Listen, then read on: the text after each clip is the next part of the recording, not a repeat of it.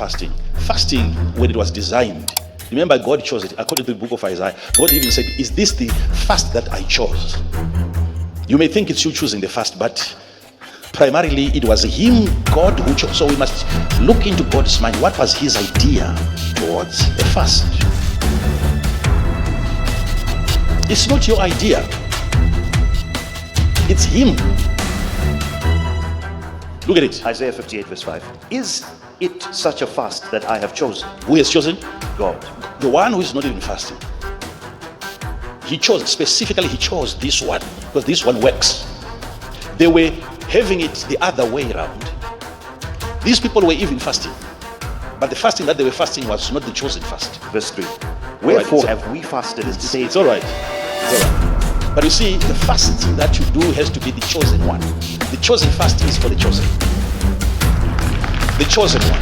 How, you ask the Spirit of God, how am I supposed to fast? You keep going on and on and on until you die. No, I'm saying your focus must be on making sure that the matter gets addressed. And the matter here is not that you are not eating. That's not the matter.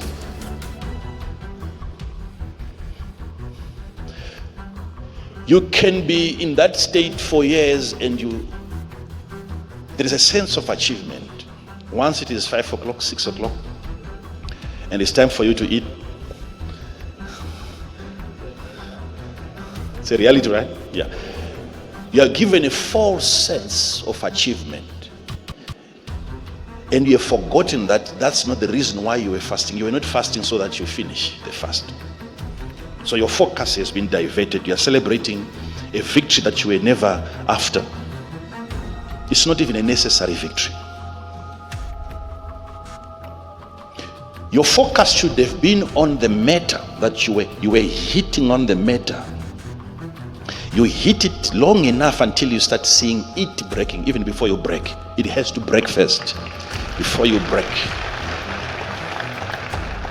Again, still what I want you to understand is, as you are fasting, you know what? You are not fasting, even when I'm saying you are fasting for that matter. That matter is not big enough for you to fast for it. What is happening is, it's either the matter gets resolved or you are empowered over it. You become stronger than the matter. You become bigger than those circumstances. You become stronger than the situation that you are praying against. So sometimes God might not need to address the situation. He simply addresses you. When he addresses you, he's empowering you through prayer and fasting. Okay, get this part. This one is critical. Now, this one is critical. When you're making yourself hungry, when you're hungry physically, what you're trying to do is to illustrate the actual hunger of the Spirit. You have a hunger elsewhere. The hunger that you have is a spiritual hunger for the things of God. But you have no capacity to satisfy that hunger where it is. So you bring it closer to your physical reality. You assimilate it. You illustrate the hunger that is over there in the spirit, over here in the flesh. And the reason you are bringing that hunger over here, it is so that you deal with it over here. Let me start it again, that part, because it's very, very key. You have a hunger for something. You want God to make use of you. And if God is going to make use of you, use you in any way, it will have to be the spirit man active in that work. You hunger to hear God. You hunger to help God's people. You hunger to do. Most of you here, you have got visions that you have. You have things that you want to achieve. What you have currently is a hunger for those things to be achieved. But that hunger, if it remains where it is currently, you have no way of addressing it there. So when you fast, it's an illustration of the hunger over there, over here. You bring it closer to home.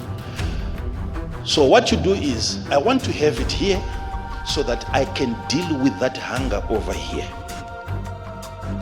So what happens is that it's like when there is a plague, a virus, and thousands of people are dying. What scientists are trying to do is to tame the virus.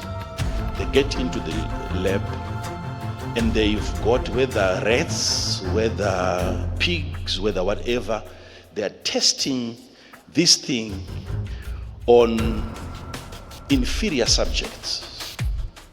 If a monkey is going to die, it's not a problem. If a pig is going to die, it's not a problem. But let's have the virus into the body of a pig, and then we introduce the cure that we hope to give to the rest of the people. And they keep it over time until they start to see changes. And once the virus is dead, they come out excited. It's breaking news. They'll declare it a breakthrough. Before you start getting it yourself, they'll declare it a breakthrough. Breakthrough, breakthrough, breakthrough, breakthrough. What they were having there was an illustration. They have an illustration in the laboratory. So they deal with it in the lab.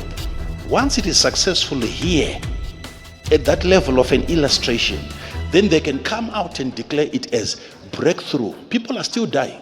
People are still suffering. But we have assimilated it in a certain place and we have dealt with it in a certain place. So outwardly, we are able now to administer because we have tried it. So what you're doing is, you are bringing the hunger of the spirit into the flesh. So that when you are hungry now physically, that hunger of the spirit becomes your focus. Hear me? So what is important is not just the fast from morning till evening.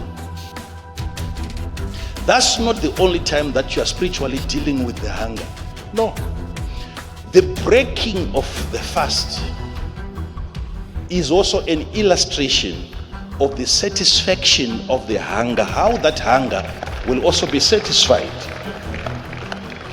So there is God in the fast, and there is also God in the way you break the fast. The breaking of the fast is also an illustration that the hunger that I had in the spirit will be satisfied. You will be eating spiritually. You are getting rid of that hunger as you break.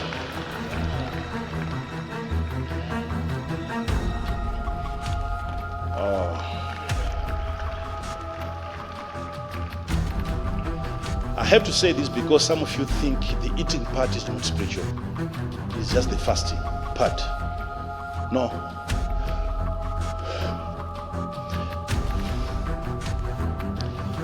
I know the spirit man is hungry, but let me bring the hunger of the spirit over here,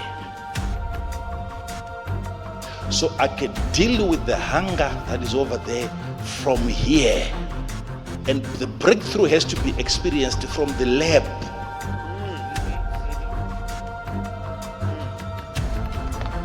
You won't deal with the spiritual hunger in the spirit. You deal with the spiritual hunger over here. You bring it where you are more conscious. Yes. You bring it here.